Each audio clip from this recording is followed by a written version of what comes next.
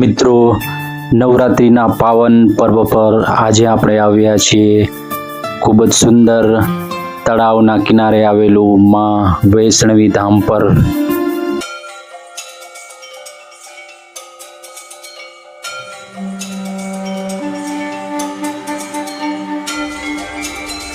મિત્રો, અહીંયા બિરાજમાન છે માં મહાકાળી, માં મહાલક્ષ્મી અને માં સરસ્વતી। અને મિત્રો, અહીંયા પરિસરમાં એક શિવાલય પણ છે, તો મિત્રો ત્યાં પણ દર્શન કરીશું। તો મિત્રો, આપણે સાથે મળીને કરીશું દર્શન માતાજીના, અને તમને હું જણાવીશ કે આ મંદિર ક્યાં આવેલું છે। તો મિત્રો, વિડીયોમાં છેલ્લે સુધી જોડાયેલા રહેજો। મિત્રો, અત્યારે આપણે છીએ વડોદરાના ઉંડેરા ગામના તળાવ પાસે। મિત્રો, સ્વાગત છે નવા વિડીયોમાં। અને મિત્રો, આજે નવરાત્રિના પાવન પર્વ પર આપણે દર્શન કરવા આવ્યા છીએ વૈષ્ણવી ધામ। તો મિત્રો, ચેનલમાં નવા આવ્યો હોય તો ચેનલને સબસ્ક્રાઈબ કરી વિડીયોને લાઈક અને શેર જરૂર કરજો। અને મિત્રો, કમેન્ટમાં જય માતાજી લખવાનું ભૂલશો નહીં। તો ચાલો મિત્રો વાત કરીએ મંદિરના એડ્રેસની। તો મિત્રો, તમે આ સાઈડ જોઈ શકો છો, આ જે રોડ છે એ કુરવા સાઈડથી આવી રહ્યો છે મિત્રો, અને આ બાજુ જે રોડ જઈ રહ્યો છે તે કોયલી બાજુ જઈ રહ્યો છે મિત્રો। તો ગોરવાથી કોયલી જે રસ્તો રોડ જઈ રહ્યો છે એની ડાબી બાજુ આવેલું છે માં વૈષ્ણવી ધામ। તો મિત્રો, ગોરવાથી કોયલી જે રોડ જઈ રહ્યો છે એ રોડ પર ઉંડેરા તળાવ છે। અને મિત્રો, ઉંડેરા તળાવના કિનારે આ ખૂબ જ સુંદર વૈષ્ણવી ધામ આવેલું છે મિત્રો।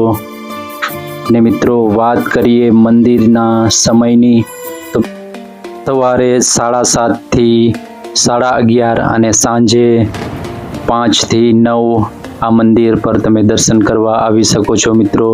આ છે મંદિરનો સમય। તો મિત્રો, તમે જોઈ શકો છો આ ખૂબ જ સુંદર ધજા લહેરાઈ રહી છે મિત્રો।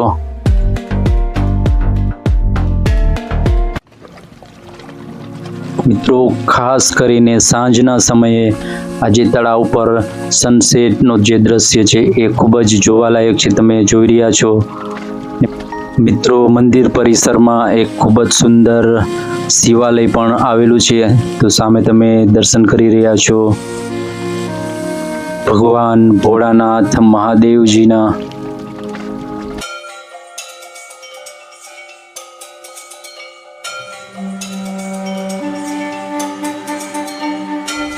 મિત્રો, મંદિરની બહાર જે બગીચો છે ત્યાં ખૂબ જ સુંદર ફૂલોના ઝાડ પણ વાવવામાં આવ્યા છે, તમે જોઈ રહ્યા છો। અને મિત્રો, અહીંયા તમે જોઈ રહ્યા છો બાજુમાં આવેલું ખૂબ જ વિશાળ ઉંડેરા તળાવ। મિત્રો, તમે જોઈ શકો છો મંદિર પૂરું કુદરતી વાતાવરણની વચ્ચે આવેલું છે અને ખૂબ જ સુંદર છે। અને મિત્રો, અહીંયા આપણે દર્શન કરી રહ્યા છીએ મહાદેવજી ભોળાનાથજીના। તો મિત્રો, દર્શન આપણે થઈ ગયા છે મહાદેવજીના, ને આપણે આગળ જઈ રહ્યા છીએ માતાજીના દર્શન કરવા માટે। તો મિત્રો, વિડીયોમાં જોડાયેલા રહેજો। મિત્રો, અહીંયા તમે જોઈ શકો છો મંદિરનો પૂરો વ્યૂ, અને ખૂબ જ સુંદર નારિયેળીના ઝાડ પણ અહીંયા બગીચામાં વાવવામાં આવ્યા છે મિત્રો। અને મિત્રો, અહીંયા તમે જોઈ શકો છો મંદિરનું મુખ્ય પ્રવેશ દ્વાર।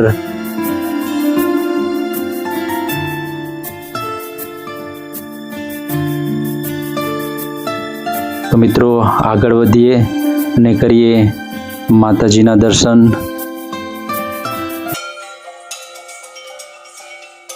તો મિત્રો, તમે જોઈ શકો છો અહીંયા માં મહાલક્ષ્મીજી, માં મહાકાળી માતાજી, માં સરસ્વતીજી ના ત્રણેય લાઈનમાં મંદિર છે।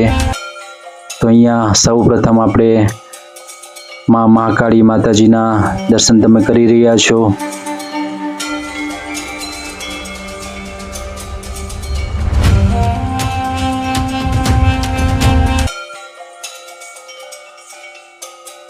અને મિત્રો, અહીંયા આપણે દર્શન કરી રહ્યા છીએ માં સરસ્વતીજીના।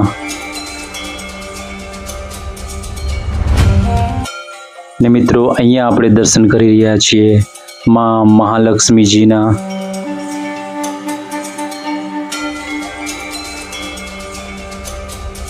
તો મિત્રો મંદિર પરિસરમાં અંબાજીનું પણ એક સુંદર મંદિર છે. તો મિત્રો ત્યાં પણ આપણે દર્શન કરી લઈએ. તો મિત્રો અહીંયા તમે દર્શન કરી રહ્યા છો ભગવતીમાં અંબાજીના.